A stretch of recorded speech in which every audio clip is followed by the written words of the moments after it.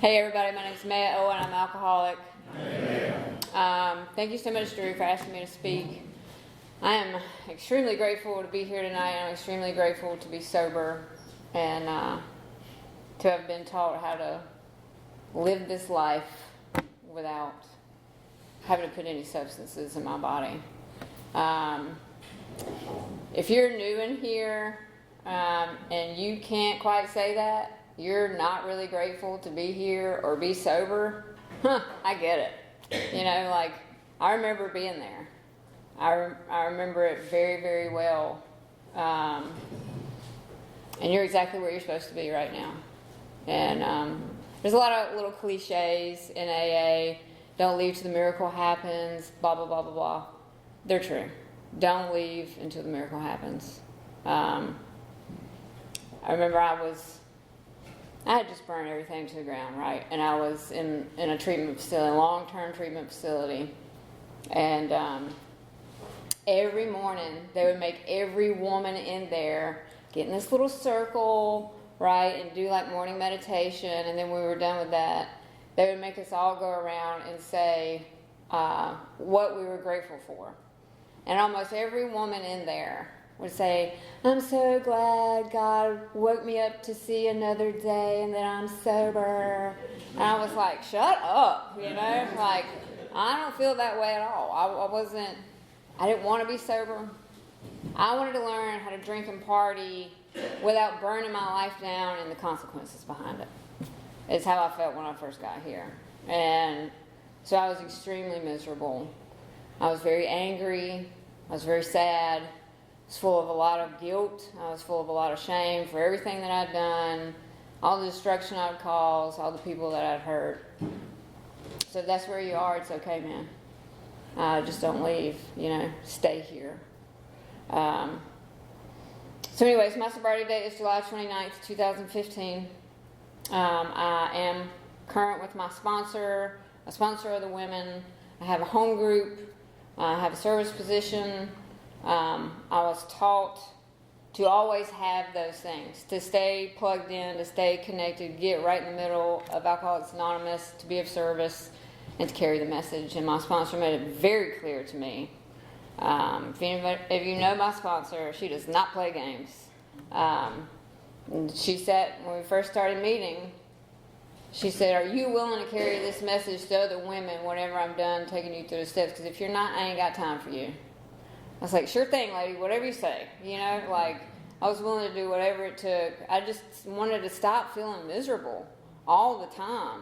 And I didn't know what carrying the message meant. You know what I mean? Like, I didn't know what all that entailed. I didn't know that meant standing up here in front of y'all, speaking, and, you know what I mean? And spending my time with other women and cutting into like my Netflix time at home, you know, like I didn't know it meant so much sacrifice,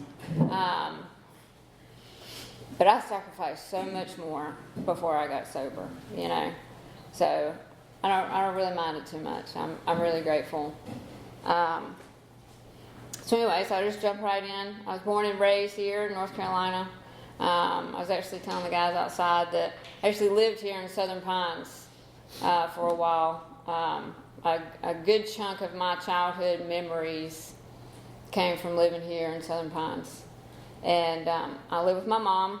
Her and my dad were divorced. I don't ever remember them being married. They got divorced when I was really young. It was a very toxic, abusive relationship.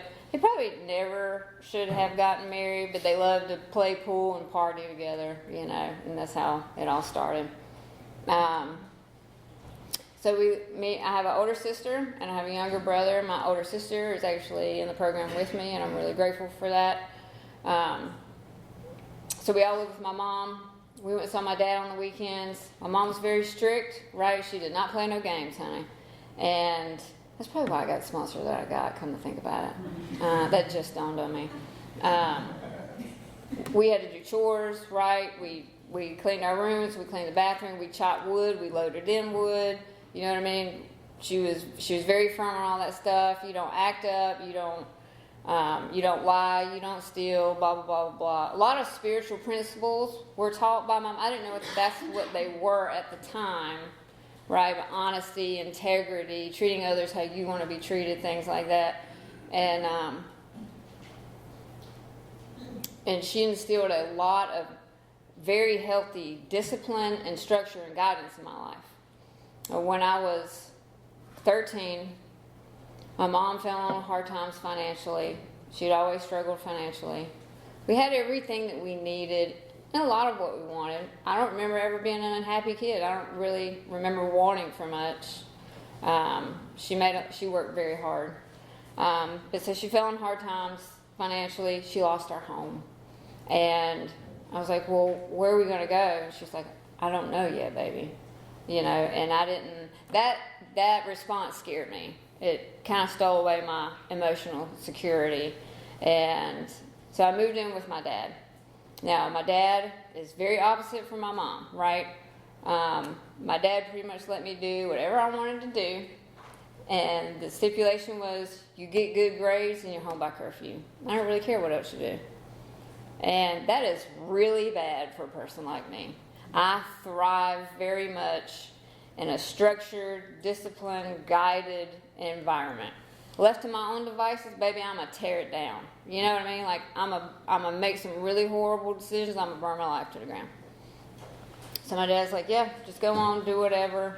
And it didn't turn out so great, you know. I mean, the beginning was fine. I was a really good kid, right? I didn't get in trouble. I was a little mama's girl. I was the family narc, you know. I was a little tattletale. And so I never got in trouble. I was in the DARE program in school. I was an upstanding member of the DARE program. You know, like, I never had a desire to, like, want to go and, like, try drinking or drugs or anything like that. I just wanted to be good, and I wanted to get praised for how good I was. But what happened was, you know, my dad partied on the weekends, and my sister was like 17 at this time, so like she was partying, you know, and my little brother, he's like 18 months younger than me, but he's a hellion, right? And he's like blackmailing my sister, like, if you don't give me some of that, I'm gonna go tell that you're doing it, you know. So everybody around me is indulging in some kind of extracurricular activity, right? And I was like, but the DARE program told me that's bad, you know. They told me that I'm going to destroy my life if I do that. But I just want to be a part of. You know what I mean? Like, I just want to be accepted by my brother and sister. And I want to be included in stuff, and I don't want to be left out. And so my first experience of like having these boundaries for myself and these morals and standards that I'm trying to live by, I pushed them to the side so that I could feel a part of. And through my personal experience, once I crossed over that first line, it was easy to cross over the next line and the next line and the next line.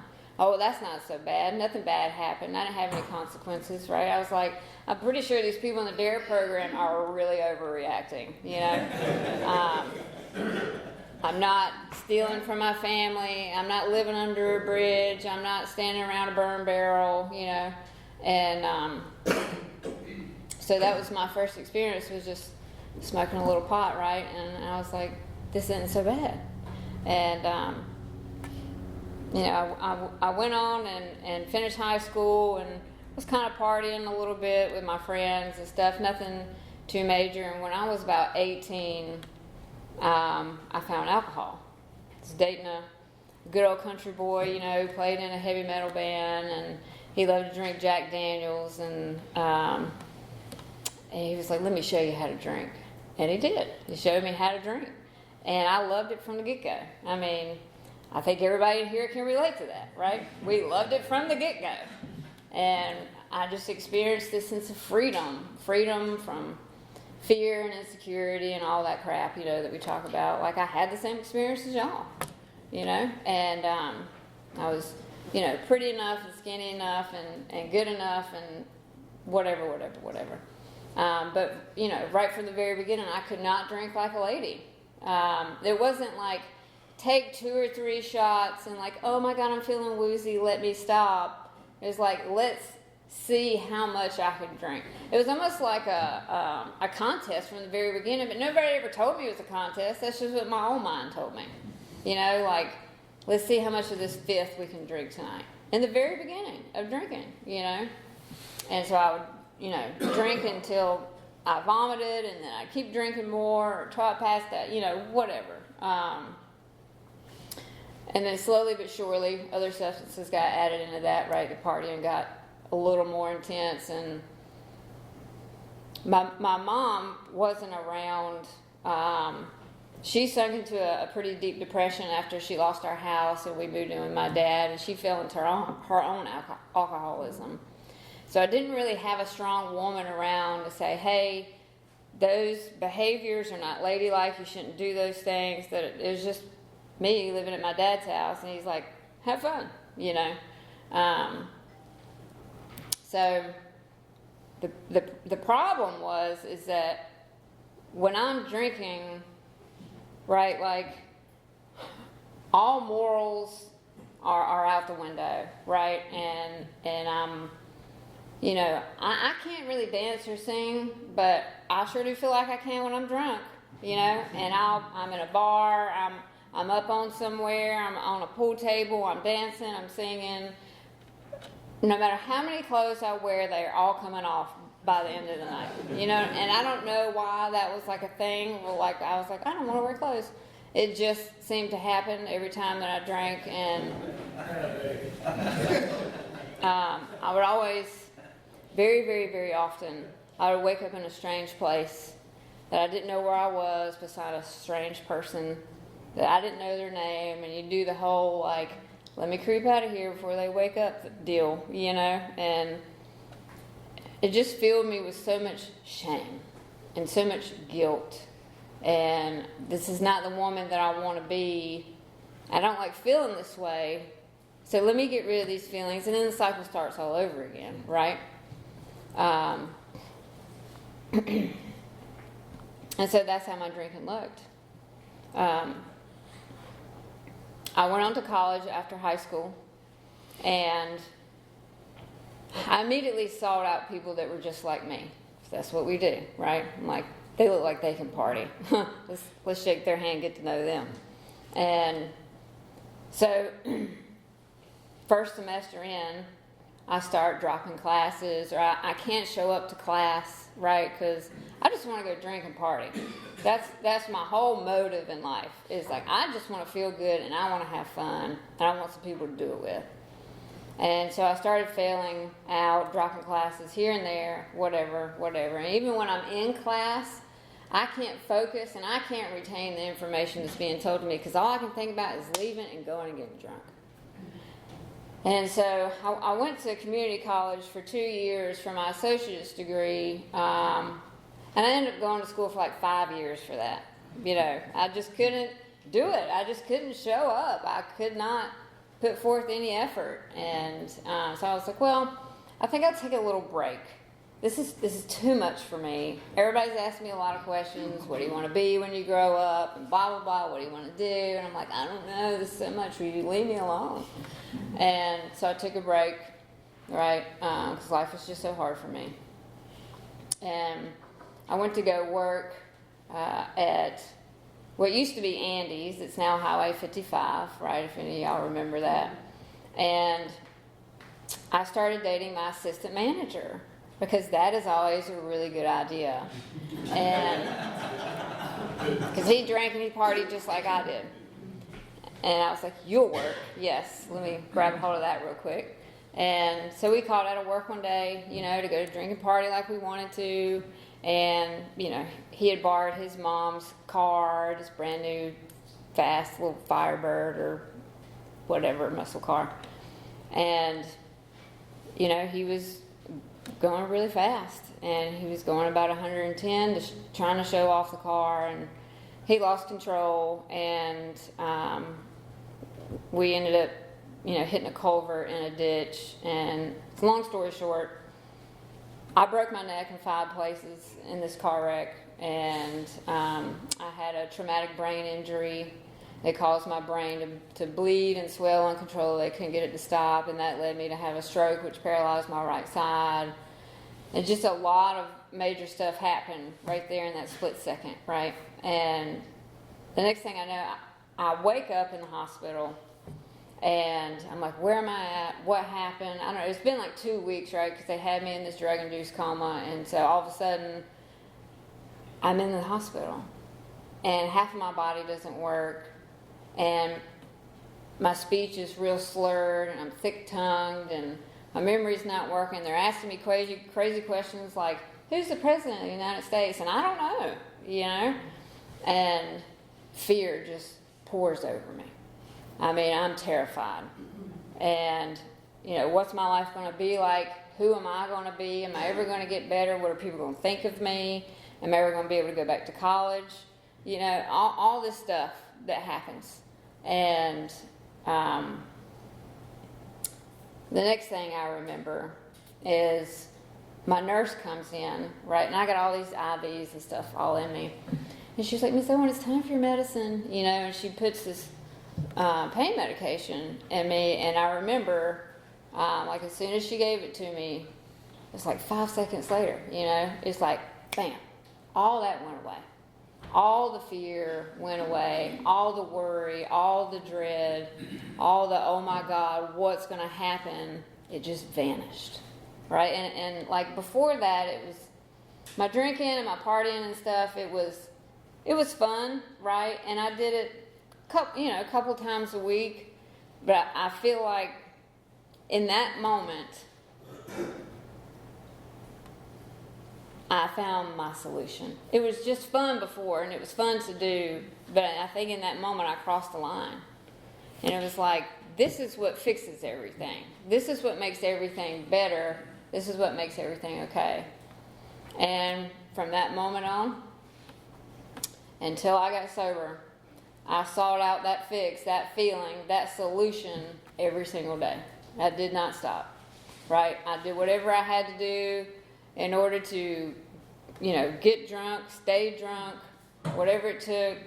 I'm going to steal from you. I'm going to rob my neighbor's tool shed. I'm going to pawn off everything I got. I'm going to lie to my family. I'm going to go steal all the silver out of their change jar if they let me in the house.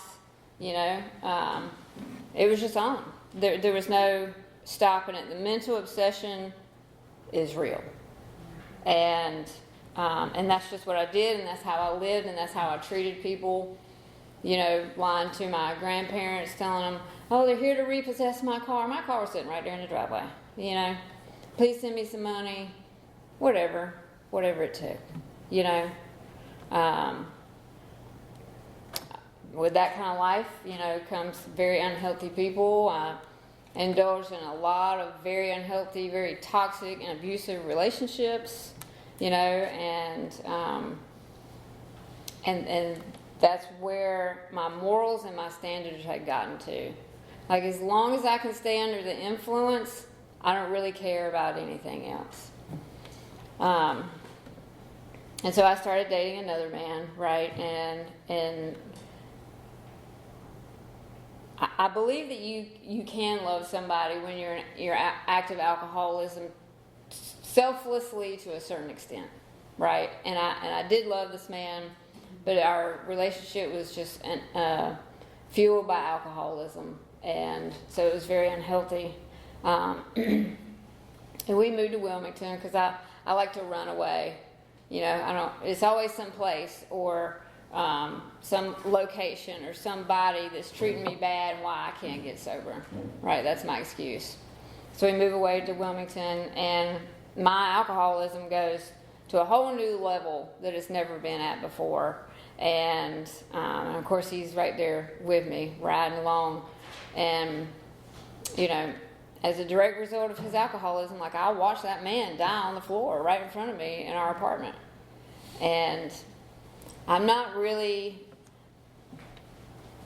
I didn't want to work, okay? I didn't want a job.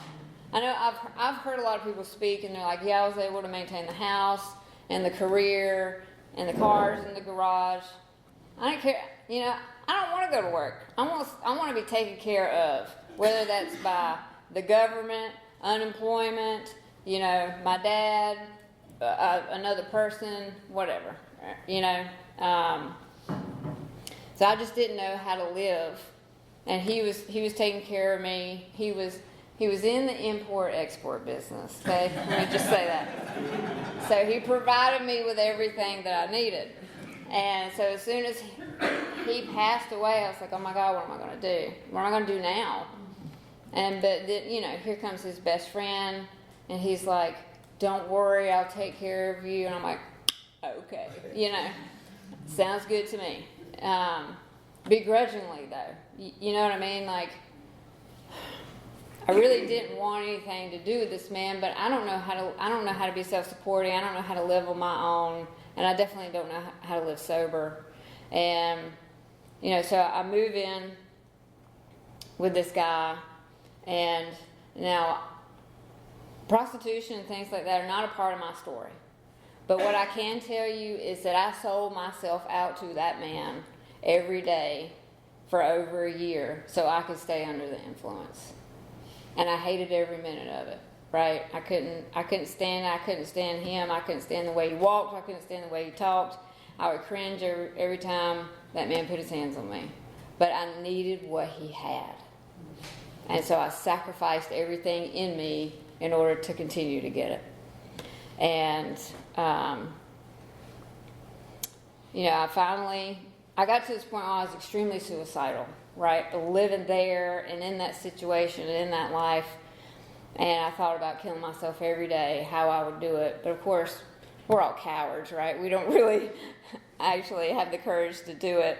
And so I finally, one day, I believe it was God, I heard a loud voice that said, you're either going to muster up the courage to tuck your tail between your legs and go back to your family and ask for help, or you're going to die right here in this trailer. If anybody's ever been out to Dudley, North Carolina, good times out there. Real good times. And so I did, right? I finally got the courage to tell him, like, I'm leaving, I can't do this anymore. And but not before I got pregnant with my first kid. And I was like, oh my God, I never wanted kids. I had no desire to have kids. I'm a very selfish human being, right? Like, I don't want to have anybody else to take care of. I just don't. But I got pregnant, but there was a part of me that said, this kid's going to save me. This kid's going to make me get my shit together, And so I went to my first treatment facility, stayed there for, I don't know, a month or a couple months, something, I don't know, it's really blurry. And then I left, not involved in any kind of 12-step program or didn't have a relationship with God, none of that stuff, right? None of the stuff that we have. And I've heard a lot of women speak behind the podium, and I've heard a lot of women say, as soon as I found out I was pregnant, I was able to put everything down, and I stayed sober through my pregnancy. The moment that baby came out, I was right back at it, right? That's not my story. I just couldn't stay sober. I couldn't do it. The power was no longer within me. I was an absolute slave to alcohol and all alcohol accessories. And that kid was born really sick, She had to stay in the NICU for the first couple weeks of her life, detoxing, withdrawing. And that was the first time that I ever had the thought, well, maybe I'm affecting somebody other than myself. And I made a decision right then and there. I was going to change. I was going to get my life together. I was going to do something different. I'm going to be a good mom for this kid, because I never want to feel or inflict this kind of pain on another person or within myself ever again. And I meant it. I wanted to do that, and I just couldn't. I couldn't do it.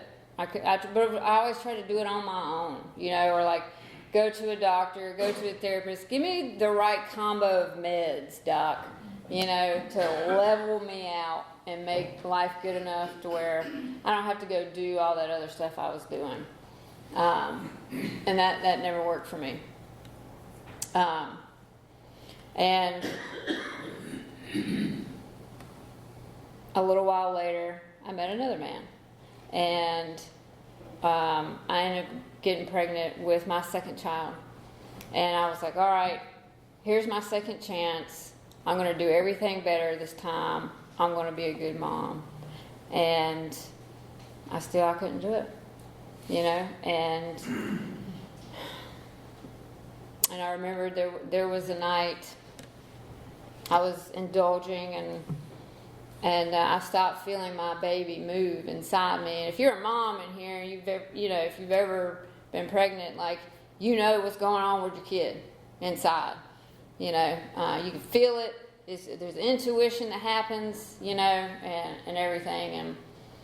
And I just couldn't feel my kid anymore. And all I could do was just lay there on my bed, and I just cried.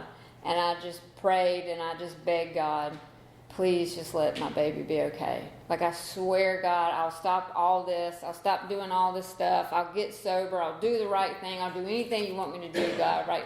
Bargaining with God to just let my baby be okay. And a little while later, I felt the baby move again, and everything was okay, and I was like, whew, that was a close one, right?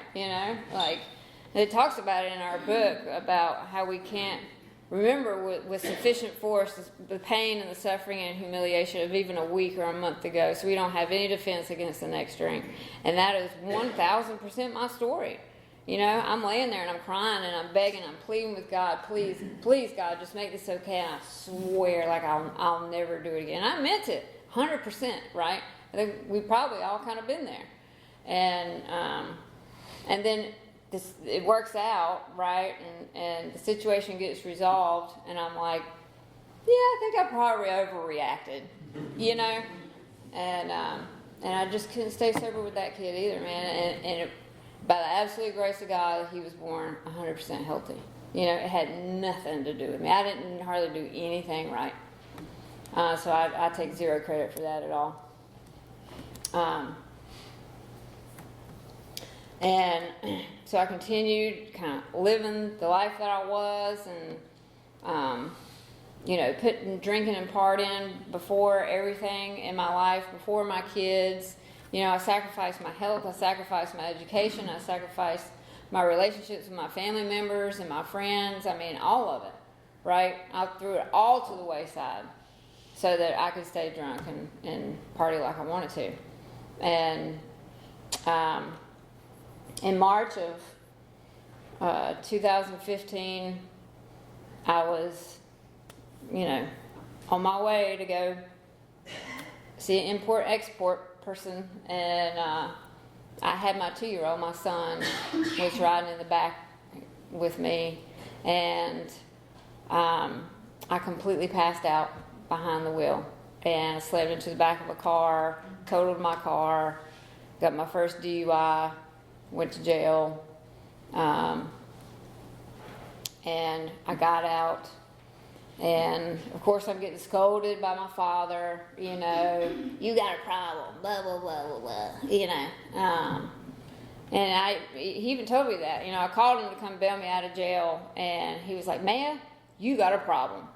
And he's like, you need some help. If you can admit to me that you got a problem and that you need some help, he's like, I'll come bail you out right now. But if you can't tell me that, he's like, you can just sit your ass in jail and I'll pick you up on Monday. And I said, well, I ain't got no problem, so I'll see you on Monday. Just so arrogant, and just so, if I'd have just done it this way or taken a little less or whatever, I wouldn't have got this consequence, and that would mean I don't have a problem. So exactly a month goes by, and I do the exact same thing all over again. Right, same kid in the back seat, leaving a place I shouldn't have been, and this time I was a little more lucid, and so that the cop asked me, "Do you want an ambulance?" I was like, "Yeah, let's grab an ambulance. I just want to make sure my kid's okay," And so we go to the hospital, and some people come into the room where I was at, and they're like, "Miss Owen, can you come with us? We need to talk to you." And So they pulled me downstairs and they said, you know, you're a danger to your children and we're taking them out of your custody. And it was Child Protective Services. And I'm grateful. It hurt. It hurt real bad. And it was the most painful thing I've ever been through. But I needed it. I needed it real bad because I told myself for a long time, I'm not that bad because I've never lost my kids, right? I keep a roof over their head. They got clean diaper on. They stay fed. I've never left them at no trap house or bootlegger's house. You know, I've never abandoned them or took off. I just carried them around with me. I drug them around with me everywhere. Like they were one of them little tiny chihuahuas in one of them girls' purses, you know. I just drug them around, you know. All kinds of places they should have never been. Because, I mean, I'm not going to stay sober, you know. I mean, that's the only life that I knew. So that's the life that I lived. So my children got removed from me. And for the first time, I thought, I probably need some help. And so I went to a treatment facility in Raleigh, and long-term treatment facility. And I stayed there for 16 months. Well, I just sat down, and I just got still. And I found a sponsor, and I just did whatever that woman told me to do. And I did not like it. I did not like it at all. I was not a fan of another woman telling me what to do. I'm a grown woman. I can make my own decisions. Well, obviously you can't, you know. And so I just started to do what this woman told me to do. And she was like, I suggest that, you know, you get on your knees and you pray. And I was like, I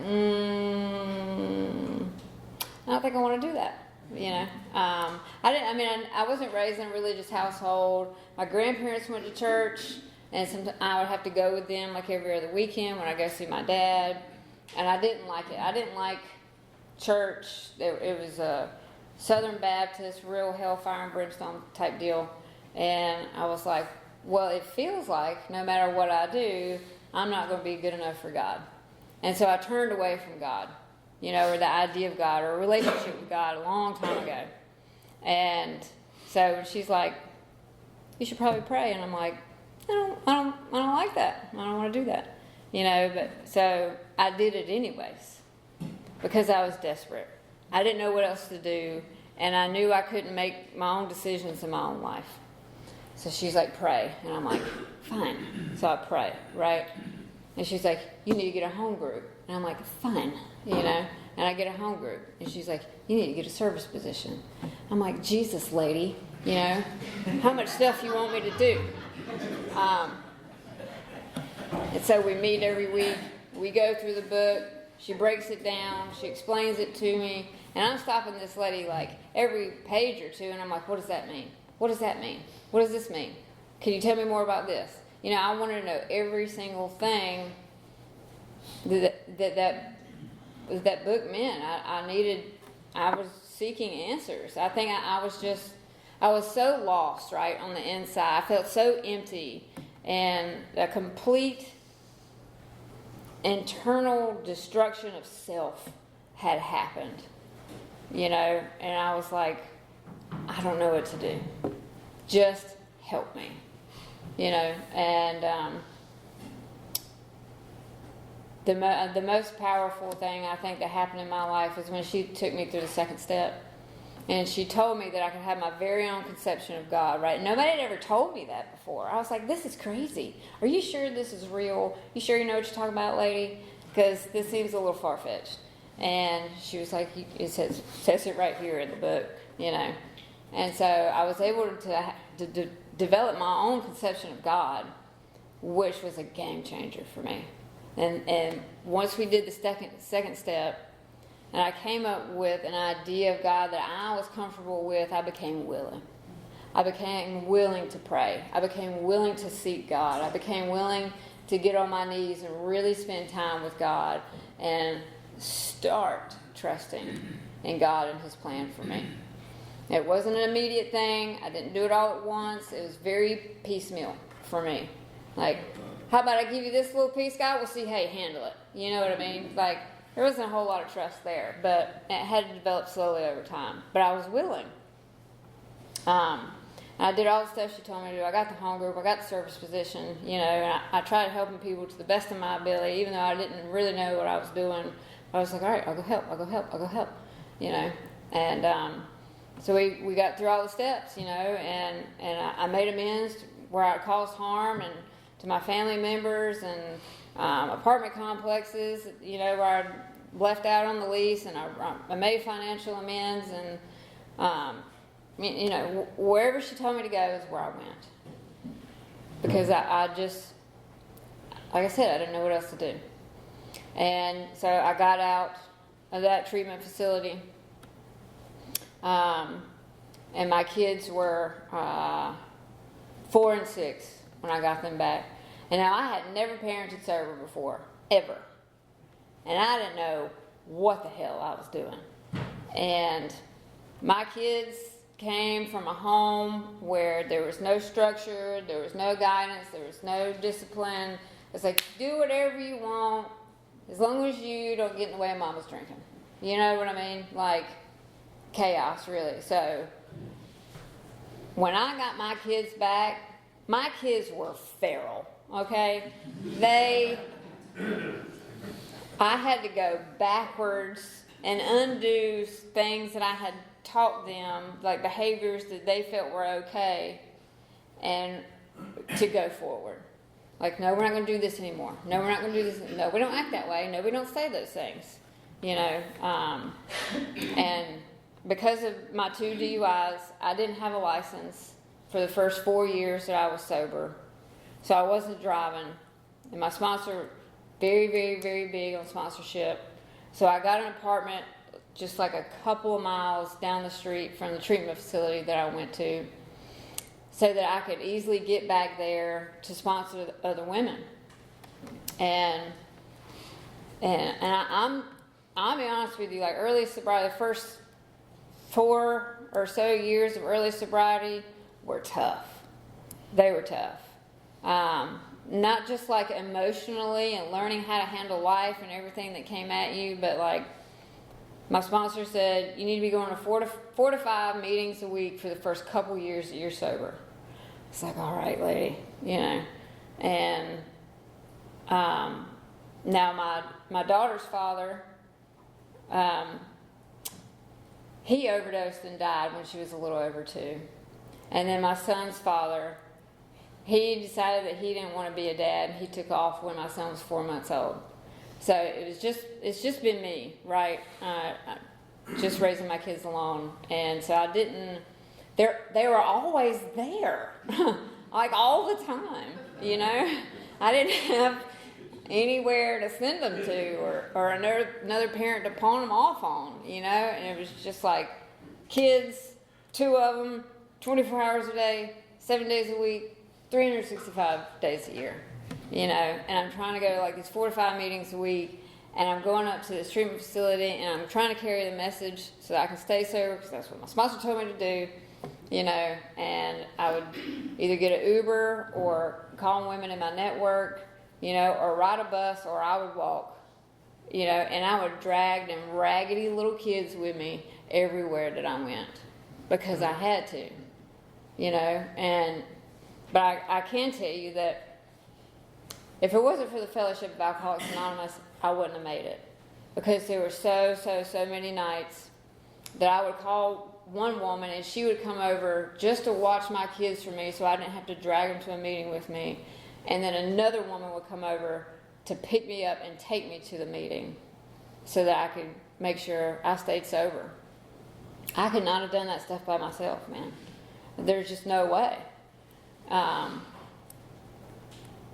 And so I did that for the first 4 years, right? And then I was able to get my license back, but they're like, well, you can have your license back, but you have to have a blow and go for 3 years.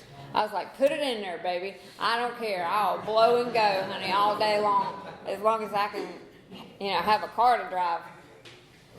And so I had a blow and go for the first 3 years, you know, and that's just what I did, right? And that's just the life that I lived, and that's what my recovery looked like And, sometimes I remember the early days of my recovery, I was doing all this work, right? I was putting forth all this effort and doing all these things and like just doing everything that I was told to do.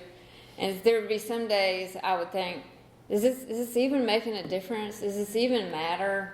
Like, am I even like growing in my sobriety and spiritually? Because a lot of times people see things in you before you can. I'm my biggest critic, and I'm like, what, am I even growing as a person? Am I even growing spiritually? And I was sitting on my bed in my bedroom one day, and I had this walk-in closet over here to the left, and my kids come running in there, and they're playing, right? They're like probably like 5 and 7 or something like that, maybe a little bit older, not much. And they go and they run into the closet, because they're playing with each other, and one of them does something that upsets the other one, and you can hear, oh, why'd you do that, and then the next thing I hear is my son. He goes, Charlie, that was wrong of me to do that to you. Will you forgive me?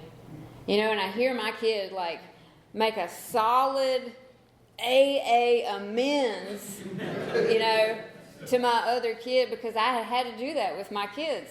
There's many times like I lost my freaking mind, and I had to go back to my kids and be like, Mommy was wrong for doing that. I hope you can forgive me. And I heard that and I was like, no freaking way, I was like, there's no way that just happened. And it just kind of like reaffirmed that maybe everything that I'm doing does matter. Maybe everything is getting better, And it definitely hammered home the fact that like they're watching everything that I'm doing.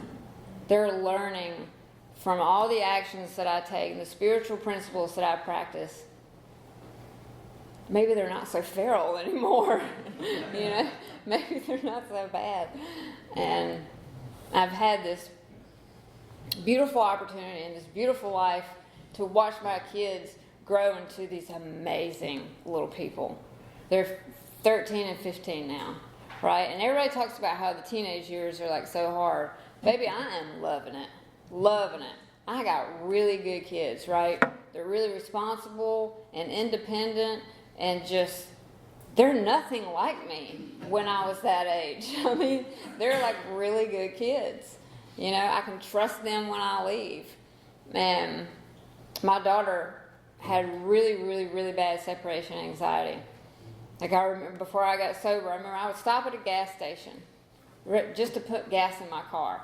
I wouldn't leave the gas pump. She could see me out the window. She would freak out. She would break down just because I was outside of the car, and now I'd be like, all right, guys, I'm going to a meeting, or all right, guys, I'm going to work, or wherever, and they're like, bye, Mom. They're like, see you later. We don't really care. Like, they know that I'm coming back. They know that I'm coming home, and they know that I'm coming home sober, and it's a really good feeling.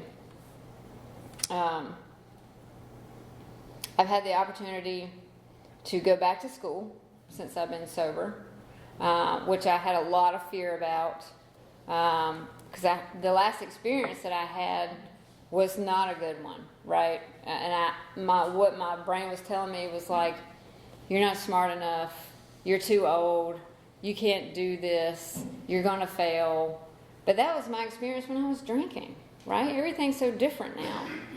And I listened to other people in the program who have also gone back to school right after they've gotten sober. And they shared behind the podium that, like, when you go to school, you do the same thing as when you go to an AA meeting. You get there early, you sit up front, you stay late, right? All those same principles that we practice in here, you can apply them to so many different areas of your life. And so that's what I did, right? And I would show up early. And I would not sit in the back of the class like I used to do, where I could, not pay attention and joke around all the time. And I actually go home and like do my homework and study and like all the things. And like I graduated at the top of my class. I was like, no freaking way. You know, I mean, it's mind blowing what this program can do if I just apply it in my life. Take the principles that I've been taught and just apply them. And I can apply them to everything, right? Going back to school, raising my kids, and romantic relationships, family relationships, like all of it. And I mean, I'm not standing up here and telling you that like my life has been perfect since I've gotten sober. You know, like my kid has gotten a diagnosis, you know, she's had surgeries and mental health diagnoses and stuff like that, and bullying, and I've lost romantic relationships, you know, I've lost jobs. I mean, it's life. Life just, life be lifing, or, you know, whatever they say.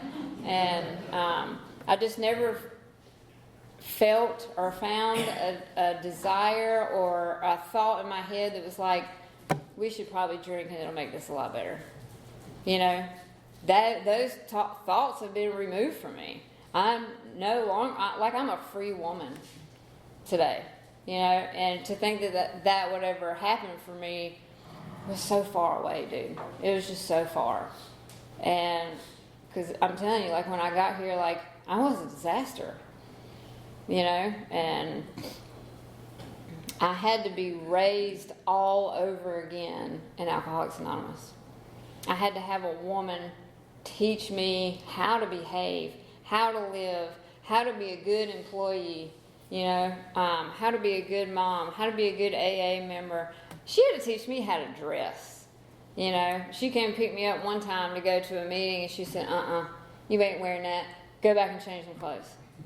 You know, I was 31 years old, and this woman is treating me like a child, you know, but I needed it. I needed it so bad. I just needed somebody to show me how to live and how to treat people and what to do. And I'm so extremely grateful for it. Thank you so much for letting me speak tonight.